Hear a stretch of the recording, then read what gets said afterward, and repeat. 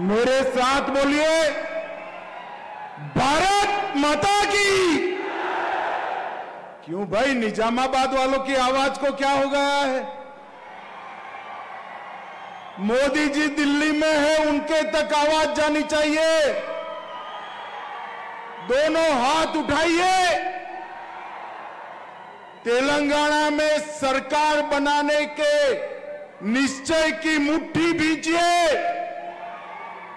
और प्रचंड आवाज से बोलिए, भारत माता की जय श्री राम, जय जय श्री राम। मंच पर उपस्थित मेरे साथी मंत्री और तेलंगाना भाजपा अध्यक्ष श्रीमान किशन रेड्डी जी, मेरे साथी मंत्री पूर्व अध्यक्ष श्री बंडी संजय कुमार जी, मेरे मित्र और संसद सदस्य श्रीमान एटेला राजेंद्र जी, जो हल्दी बोर्ड के पीछे पड़ गए थे और निजामाबाद में हल्दी बोर्ड लाने में जिनका बड़ा योगदान है, ऐसे हमारे सांसद अरविंद धर्मपुरी जी, श्री के लक्ष्मण हमारे सांसद जी। अब जोर से ताली बजाना। राष्ट्रीय हल्दी बोर्ड के पहले अध्यक्ष पल्ले गंगा रेड्डी जी, श्री ए महेश्वर रेड्डी जी, श्री पैडी राकेश रेड्डी जी, श्री दंपल सूर्यनारायण राव जी, श्री दिनेश कुलाचारी जी, और आज निजामाबाद की ये वीर भूमि पर आए हुए प्यारे भाइयों, बहनों, माताओं और मेरे जिगर के टुकड़े जैसे युवा मित्रों, आप सभी को नमस्कार। भाइयों बहनों, सबसे पहले तो मैं देश भर के, निजामाबाद के और पूरे तेलंगाना के हल्दी के किसानों को बहुत बहुत बधाई देना चाहता हूं, क्योंकि आज हमारे नेता और प्रधानमंत्री नरेंद्र मोदी जी ने 2023 के चुनाव में जो वादा किया था हल्दी बोर्ड बनाने का, न केवल वो वादा पूरा किया है, हल्दी बोर्ड का हेडक्वार्टर भी इस इंदौर की धरती पर देकर यहां पर हल्दी किसानों का काम कर दिया है। भाइयों बहनों, मोदी जी जो वादा करते हैं उसको पूरा करते हैं, इसीलिए कहते हैं मोदी जी को कहते हैं वो करते हैं। भाइयों बहनों, यहां आने के पहले निजामाबाद के लोकप्रिय नेता स्वर्गस्थ डी श्रीनिवासन श्रीनन्ना जी का आदम कद प्रतिमा का यहां उद्घाटन किया है। मैं श्री डी श्रीनिवासन जी को बहुत बहुत मनपूर्वक याद कर श्रद्धांजलि देना चाहता हूं। भाइयों बहनों, आज बड़े हर्ष का दिन है। मोदी जी ने देश भर के हल्दी किसानों की 40 साल 4 दशक पुरानी मांग को आज पूरा कर दिया और हल्दी बोर्ड को चालू कर दिया है। हमारे सांसद अरविंद धर्मपुरी, किशन रेड्डी, इटेला राजेंद्र जी और मेरे साथी बंडी संजय कुमार जी का बड़ा योगदान है ये हल्दी बोर्ड के लाने के लिए। आज मैं निजामाबाद की इस किसान सम्मेलन को कहना चाहता हूं, एक बार दोनों हाथ खड़ा कर मोदी जी के समर्थन में अपने स्थान पर खड़ा होकर जोर से ताली बजाकर धन्यवाद करिए हल्दी बोर्ड के लिए। मोदी जी ने वादा जो किया था वो वादे को पूरा किया बैठे बैठे, और इससे हमारे निजामाबाद की, तेलंगाना की, भारत की हल्दी आने वाले दिनों में विश्व के बाजार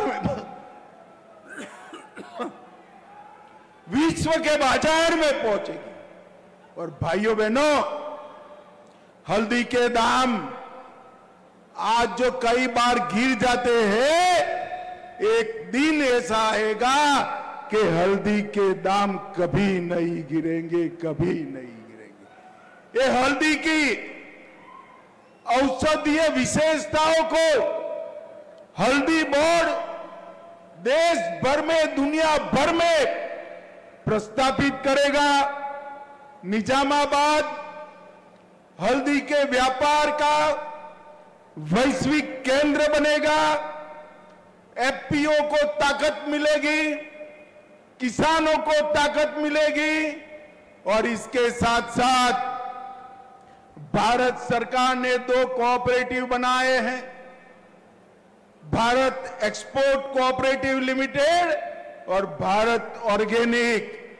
ये दोनों का ब्रांच यहां पर हम निजामाबाद में खोलने का भी निर्णय कर चुके हैं। और भाइयों बहनों, इसका पैकेजिंग, मार्केटिंग और एक्सपोर्ट तीनों के लिए हम बहुत जल्दी एक पूरी व्यवस्था बनाएंगे। और ऑर्गेनिक किसान जो हल्दी का उत्पादन करते हैं, इसको अमेरिका, यूरोपियन संघ, कनाडा, यूके, वियतनाम, स्विट्जरलैंड और ऑस्ट्रेलिया जो ऑर्गेनिक हल्दी की खपत करते हैं, वहां तक पहुंचाने का काम भी हम करेंगे। भाइयों बहनों, मैं यहां आया हूं तब मैं ऑपरेशन सिंदूर की भी बात करना चाहता हूं। मोदी जी इस देश के प्रधानमंत्री बने 2014 में।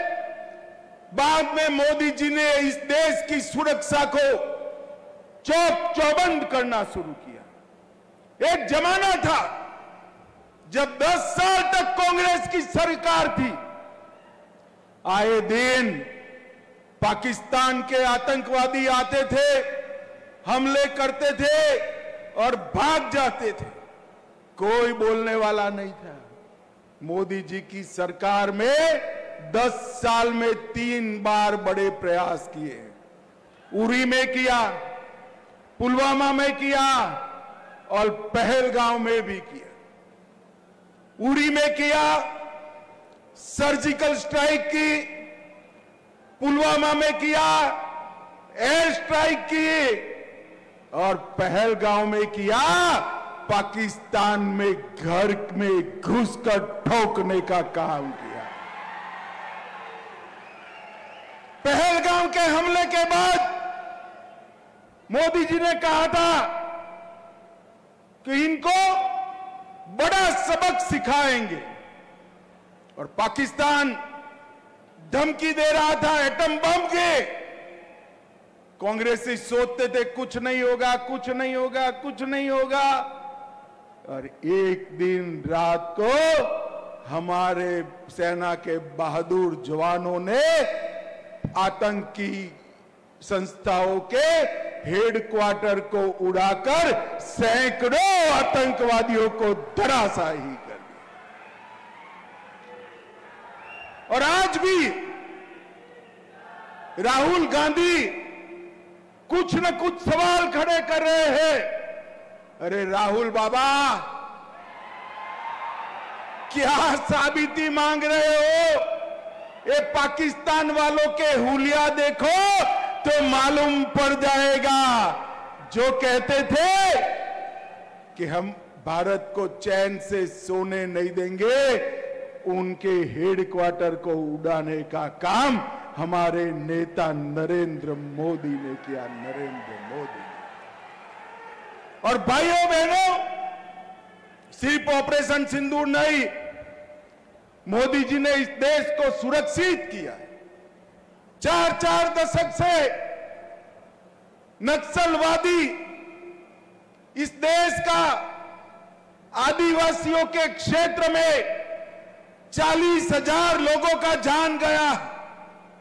मेरे कई आदिवासी भाई पैर गंवा बैठे, हाथ गंवा बैठे, जान गंवा बैठे। मुझे बताओ निजामाबाद वालों, ये नक्सलवादियों को समाप्त करना चाहिए या नहीं करना चाहिए? जोर से बोलो, करना चाहिए या नहीं करना चाहिए? ये तेलंगाना कांग्रेस पार्टी के अध्यक्ष कहते हैं कि इनको शरण में लाओ। कौन ना बोल रहा है भाई? जिसको सरेंडर करना है करे। मैं इस मंच पर से कहता हूं, सारे लोग हथियार छोड़ दो और सरेंडर करो। मगर सरेंडर नहीं करेंगे तो हमने तय किया है 31 मार्च 2026 के पहले इस देश से नक्सलवाद को हम समाप्त कर देंगे, समाप्त कर। मुझे बताओ निजामाबाद वालों, जिन्होंने आदिवासियों को मारा, हमारे पुलिस ऑफिसर, सुरक्षा कर्मियों को मारा, वो नक्सलवाद को समाप्त करना चाहिए या नहीं करना चाहिए? जोर से बोलो, करना चाहिए या नहीं करना चाहिए? ये कांग्रेस पार्टी कहती है इनके साथ बातचीत करो। हमारी सरकार का नीति है, पॉलिसी है, जिनके हाथ में हथियार है उनसे कोई बातचीत नहीं होगी। हथियार डाल दो, सरेंडर करो और मेन स्ट्रीम में दाखिल हो जाओ। 10,000 लोग उत्तर पूर्व में नॉर्थ ईस्ट में हथियार छोड़कर मेन स्ट्रीम में आए। तालुका का चुनाव लड़े, जिला का लड़े, विधायक लड़े। भाइयों बहनों, 2000 से ज्यादा नक्सली भी 1.5 साल में सरेंडर करे हैं। मगर जिनके हाथ में हथियार है उनसे कोई बातचीत नहीं होगी। और मैं आज तेलंगाना की धरती पर से कहकर जाता हूं, जो लोग नक्सलवाद को बचाने की बात करते हैं, तेलंगाना के जिन आदिवासियों की जान गई है, जिन पुलिस वालों की जान गई है, जिन सुरक्षा कर्मियों की जान गई है, इनके परिवार वालों को आप क्या जवाब दें? इतने सालों तक आदिवासी क्षेत्र में आपने विकास को रोक कर रखा है, इसका क्या जवाब दें? भाइयों बहनों, एक कांग्रेस पार्टी, मुझे तो डर है कि देश भर से भागे हुए नक्सलियों को यहां पर पनाह न दे, तेलंगाना में पनाह न दे। मगर आप चिंता मत करना, केंद्र में नरेंद्र मोदी सरकार है, नरेंद्र मोदी सरकार। हम 31/3/26 तक इस देश के नक्सलवाद को समाप्त कर देंगे।